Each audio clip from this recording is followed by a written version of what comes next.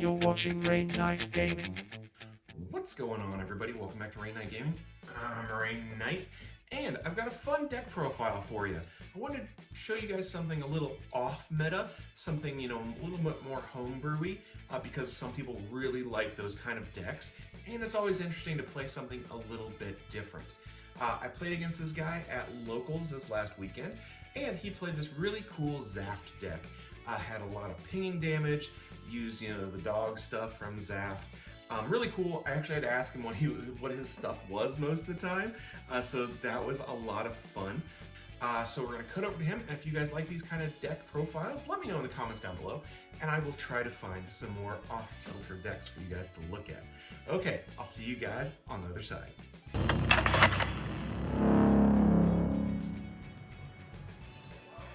I'm Tyler Kopic. I go by Let's Go Gambling on Bandai GCG+. This is my perfect ZAFT, my personal ZAFT deck that I bring to Locals.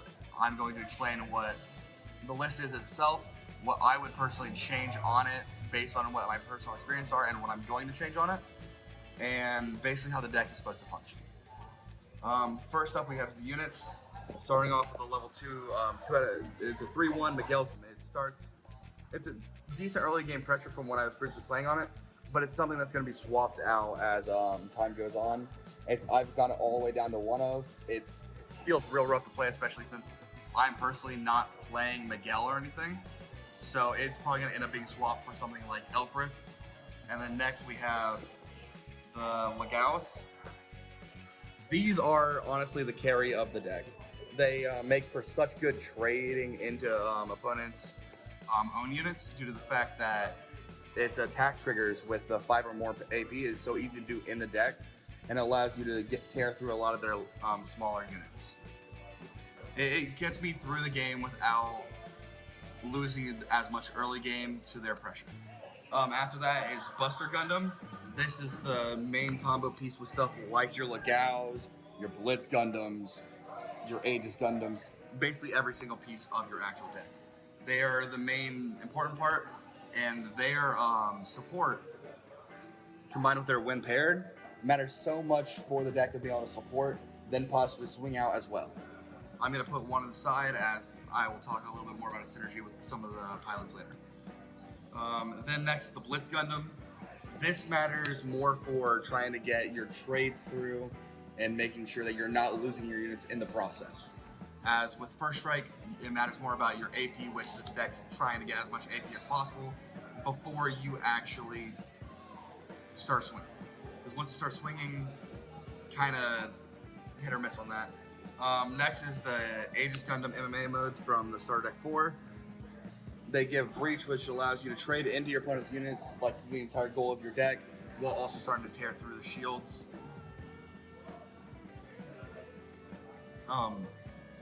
I personally am going to be dropping these by at least 1 for a Justice Gundam, and I'll be swapping one of my other command cards as well for another Justice Gundam.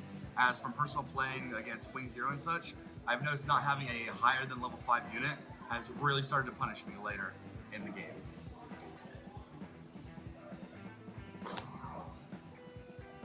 Then we have probably one of our most powerful units for the late game, which are our Aegis Gundams. They combined with any of your pilots allow you to start swinging and pinging out all the higher units that your opponent has while not having to actually trade into those units. They allow you to worry more about your shields than your high end of your opponent's units, and you don't have to worry about losing your own units while you're doing it.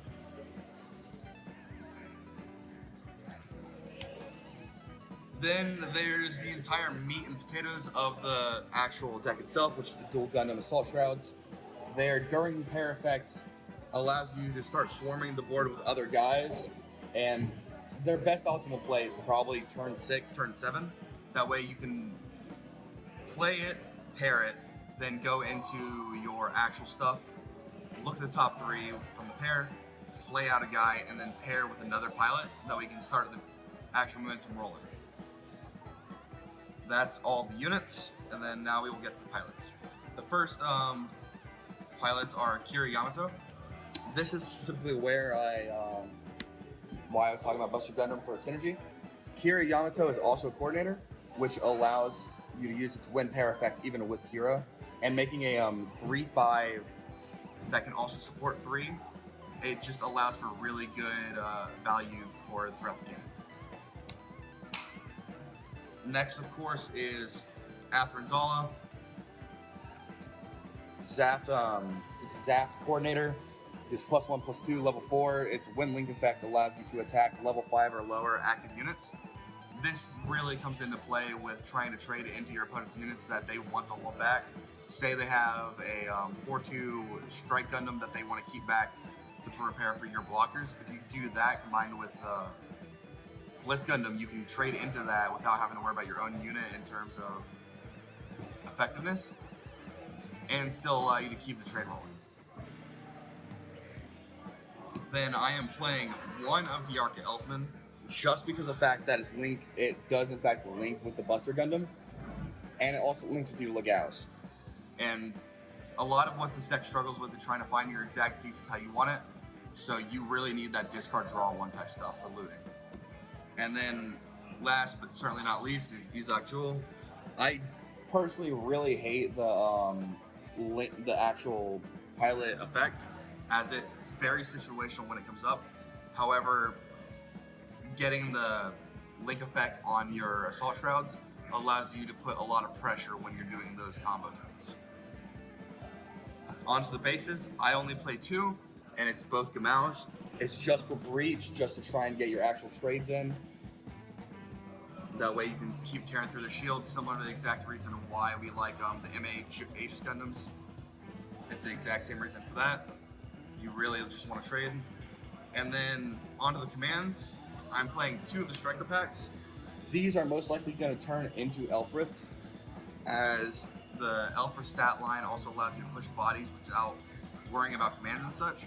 Meanwhile, ZAFT really wants to try and get those tempo plays, and a token can easily be bounced and then just gone.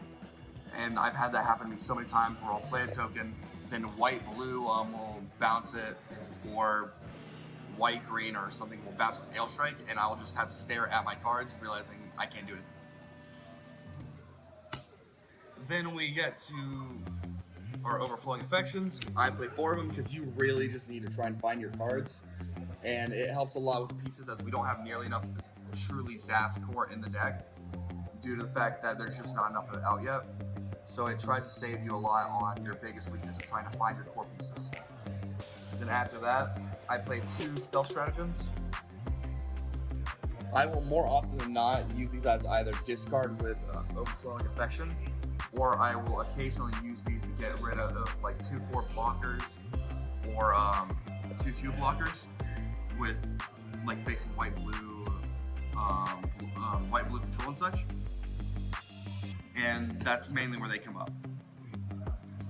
Then this is your biggest combo piece of your actual commands, which is the Desert Tigers. I play 4 of them just because they combo off with your Legaus. They combo off with your Aegis Gundams. They combo off with just about every single piece in your actual deck. As with the bases, they care about your 5 or more AP as well. And a lot of your units are very small on baseline, so you really have to rely on the Desert Tiger to try and bump up for that last second.